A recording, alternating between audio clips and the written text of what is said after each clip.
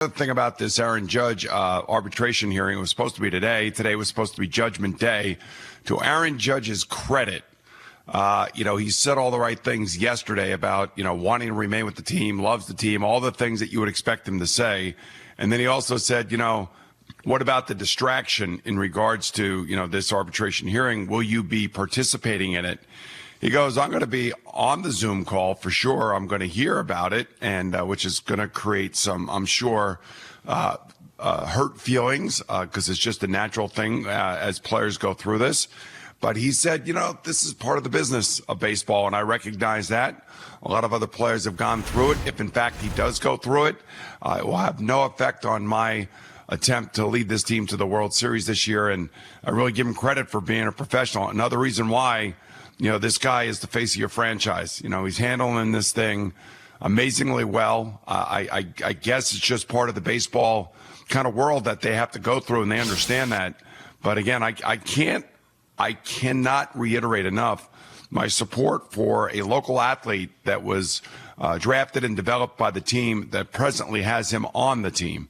And I would just say that I hope that everything gets cleared up and he comes out of this arbitration hearing or either with a new contract extension or at least a guy that has a chip on his shoulder and will ultimately even have more motivation now to prove to the Yankees and everybody else that he's one of the top 5 players in baseball. Yeah, I mean, it doesn't sound like the Yankees are going to give him a new contract. It doesn't sound like they're even going to give him the $21 million. It sounds like they're going to settle in and fight for the 17 so they can save the $4 million this year. That's what it sounds like. And if that is the case, I mean, that's just absolutely pathetic. It is. I know luxury tax stuff. I know that you're worried about that. A lot of teams are worried about that. Steve Cohen seems to be the only one who's not worried about that, and I don't know if that's going to change at some point, but honestly, and I know that this is based on his performance prior to this year. This arbitration hearing, nothing that he is doing this year is going to come into play. It's all prior to this year. Maybe the Yankees bring up, oh, he wasn't healthy or this or that, or when he was healthy, it took him a while to come back and look at the numbers, and he hasn't been the same player since 2017. Maybe some of that stuff comes up. But, I mean, honestly, if you're not factoring in what he has done this year and you're just saying, all right, we went through a contentious contract negotiation that went all the way up to opening day. We weren't able to get a deal done. This arbitration hearing is coming up. I don't know if we're going to be able to get a long-term deal done, but we can give him the extra $4 million. Can't we, Hal? Can't we? The interesting thing is that when you do read about the arbitration process, it even though we feel the way we do, this process is limited to what he was coming into the season and has nothing to do with what's going on this season. So, there are human emotions involved here. There's money involved here. There's all sorts of side angles involved here. When the Yankees basically let it be known that they did offer him a contract on opening day, I thought that was dirty pool. I really did. I thought that, here's opening day. You want to celebrate opening day. You'd like to have your best player get off to a great start. And then next thing you know, he's in there answering questions about why he didn't accept the contract extension from the Yankees. Yeah. So that, Brian Cashman had to do that from a PR standpoint, though, because you remember we talked so much about how that offseason went for the Yankees and the fans at that point. This was prior to their unbelievable start. The fans were ready to pounce on the organization. You cheaped out at first base. You cheaped out at shortstop. Now you're telling me you're cheaping out and you're not getting the job done and paying Aaron Judge. So when they put out the numbers there, the reaction was at that time, though it has changed, but the reaction was Aaron Judge is crazy for not taking that guaranteed money. That's what it was. And then we both believed it was a fair deal.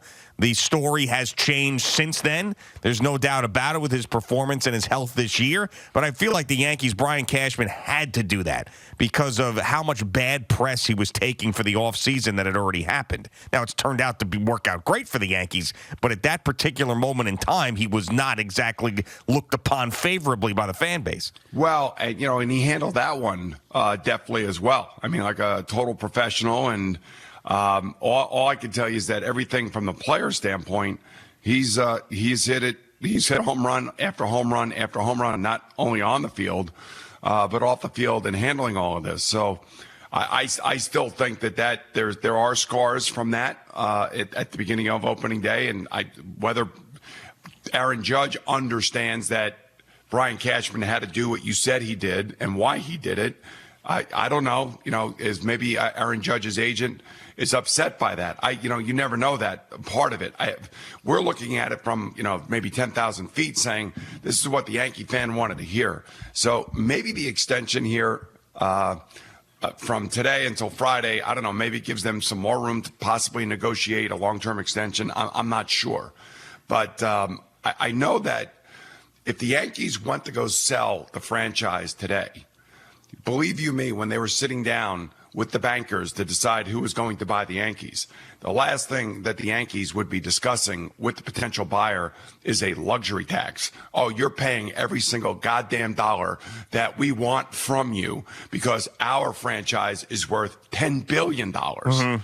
So every time I hear the Yankees or some team in a major market like the Mets, the Red Sox, the Dodgers, the Giants, the Angels, the Cubs, any of those teams ever complain about the luxury tax, I just say to myself, how much is that team worth if they go to sell it? And when they sit down to go to sell it, they're going to try to extract every single penny out of the potential buyer. So this is where the player lies. The player lies, wait a minute now, hold on. This team is worth this much money. And I'm very thankful to be here, part of this team. Love the Yankee legacy. Love everything you're selling to the fan base and to Major League Baseball. And I understand you're one of the signature franchises in this country. But at the end of the day, I have to take care of me. And I don't want to, we decided that we thought that the contract was good enough for Aaron Judge. But when you put it in that context, you should be saying, and we should be saying, that Aaron Judge should get every single dollar that he potentially can get. And he's taking a chance by not signing that extension, and he's betting on himself. And I'm believing his agent is telling him, if the Yankees don't want to pay you this much money right now, then this is what I can get for you on the open market.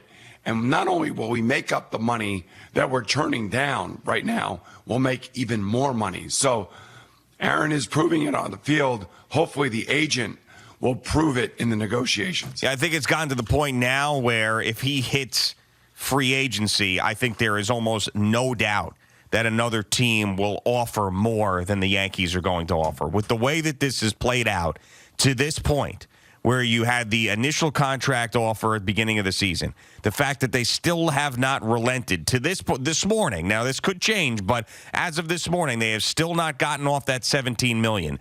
To me, this is hurtling towards the Giants, the Angels, the Mets potentially. Somebody how is about, going to offer a bigger the Red Sox. Somebody's going to offer a bigger contract to Aaron Judge than the Yankees do. And if he wants to remain a Yankee, he'll probably have to take a hometown discount because I feel like they are sticking to their guns with this one. It just, you have been given zero evidence to the contrary. Well, this is the collateral damage that the Stanton contract has, that the Cole contract has. It's great to have those guys on the team. And when they signed each of those guys, everybody was going crazy over the fact that the Yankees were able to acquire Judge and then sign Garrett Cole. And now here comes, we want to give a legitimate offer. And Yankees are kind of cutting hairs here. And I just think that, they're playing a game that I personally think leads to Aaron Judge going somewhere else, or the Yankees paying even more money because they don't want to lose him to somebody like a Steve Cohen or somebody like the Giants or the Red Sox or the Cubs, somebody that would love to have a marquee player to help improve season ticket sales, which would then increase sponsorship revenue and TV viewing watching. So. Yeah. That's the type of player he is right now. Yeah, I'd love to know what Aaron Judge was asking for before the season and then what that number changes to by the end of the season and how the Yankees probably would have paid that number that he was asking for before the season at the end of the season, but now aren't going to pay the number that he's asking for after the season, if that makes sense to follow. I always think there's one thing, unfortunately, that goes against Aaron Judge. And it's his age. It's the only thing. If he were 27 years old, this thing would be, I think it would be done and over with, and the Yankees would have signed him. But the fact that he's 30 And the fact that he got started late and he spent 3 years in college, it's unfortunate. That's the way the system works. And I know how the analytics people look at this, and they say, look, we don't want a Miguel Cabrera. We don't want an Albert Pujols. We don't want to have, a Robbie Cano. We don't want to have somebody at the tail end of their contract for 2 years making $80 million. Yeah, right, That's of course. basically what they don't want, and that's what they're trying to avoid. Yeah, but I still think there's going to be somebody who comes through with maybe not as long-term of a deal, but that money is going to be significant for the shorter term. And that's what I think, more teams are willing to do now, as opposed to stretching out that money if you can afford it, if it makes sense, if it doesn't impact the rest of the team as much. Let's go more 5-6 year range and then knock that average annual value up, as opposed to then paying him a exorbitant salary when he's in his 39th year. Yeah, I don't know if anybody goes like, say, 5 years, $250 million. I don't know if anybody would do that. Oh man, I don't. But that's what you're talking about. Yeah, of course. Now maybe not that much. Maybe not $50 million a year. But how about 5 years, $200 million? Yeah, I mean that would be Now that's still not more than what Scherzer's making right now. Sure. That's right, but we're talking longer term, though, than what Scherzer's got. Right, and let me ask you, well, Scherzer essentially signed a 3-year deal, didn't he? Yeah, I think so, yeah. All right, he may have an option, somebody may have an option in there. But so let's say he goes 5 years, $45 million. That number, obviously, helps everybody else in the business, because his average salary, somewhere, if it averages around $45 to $50 million, that helps everybody. But, it's still for him, while it's short-term security because the numbers are so big, he would like to see a contract that would go out until his 38th, 39th, or 40th birthday. Oh, of course. That's probably what he wants. But, I mean, he can also look at it like, okay, if I get a contract to 35 and I continue on this trajectory and I stay healthy, I mean, he bet on himself once and he's going to get another contract at that point, too. So, I mean, I think he would take a guaranteed $200 million. Even though he did turn down a guaranteed $230-something million. So maybe not. I don't know. So I don't know what he's thinking. $237 million. Yeah. That was like the 7-year extension, right? Yep, that's what it was. Yeah. So it was about $34 million per? Yeah, I mean, maybe he's just looking for the respect of the average annual value, or maybe he's looking to get paid for as long as possible. I'm not sure.